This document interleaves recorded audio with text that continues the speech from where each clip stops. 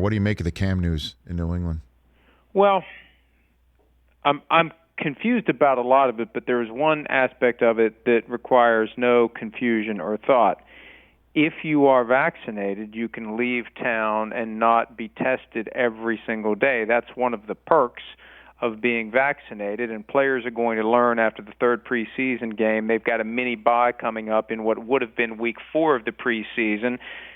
I suspect not many of them realize if they're not vaccinated, they can't leave. They have to stay and get tested every day. So Cam seemed to think that he could leave town for some sort of approved medical treatment and get tested somewhere else other than at the facility every single day. He made a bad assumption.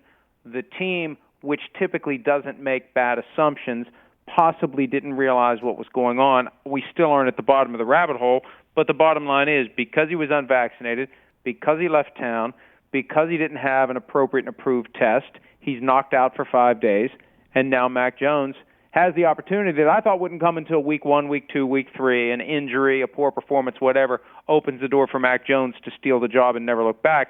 Now, this week, Mac Jones gets the opportunity to steal the job and never look back. Well, I guess, he'll be with the ones all week, and then including that one practice on Wednesday with the Giants, and Thursday if Cam is allowed back in the building.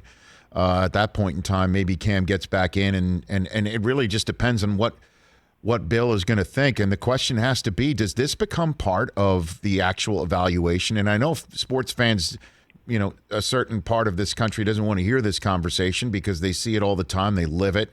You see my Twitter timeline is filled with videos from school board meetings and things of that nature, and people tune into shows like this one to escape it, but this is an unescapable aspect of life as well.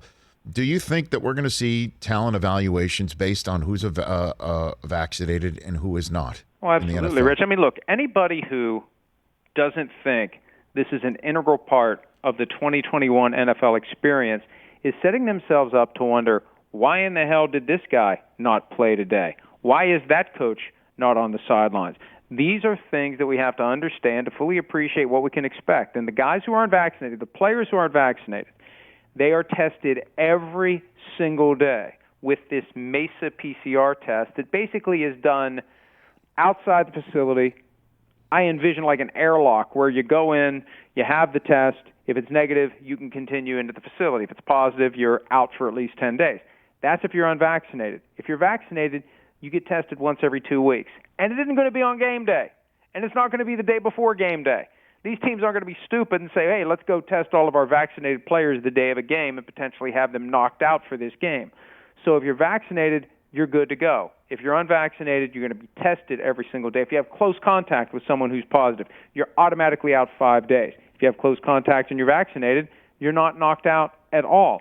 These are the fundamental differences between vaccinated and unvaccinated under the protocols. So if you are someone who is more likely to suddenly become unavailable, how does that not factor into the trimming of the rosters from 80 to 53? Technically, it's not supposed to be a factor. How is it not a factor? How are they supposed to, in close questions, not think, let me see, this guy we can count on because he's vaccinated. We don't have to worry about him being unavailable any given day. This guy we can't count on because any given day he may not be available. We'll go with the guy that we know is going to be available. And at the top of a depth chart, if you're trying to pick a starting quarterback, one guy you know is going to be there every day and be available and not potentially get knocked out. The other guy you have to worry about it every single day. As a head coach, when you got enough crap to worry about as it is, what decision are you going to make? So, yes, it is tied up completely with anything and everything that we need to understand about the football season that begins in 17 days. Hey, you watched all the way to the end. Thanks for that. Watch more right here.